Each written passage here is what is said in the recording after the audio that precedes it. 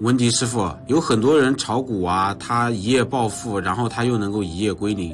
那麼去炒股或者是投資加密貨幣的話，到底需要哪些星盤的配置呢？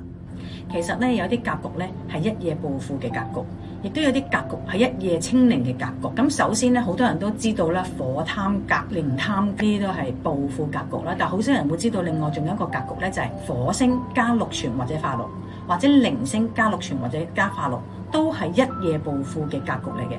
只要佢入嘅宮位就得㗎啦。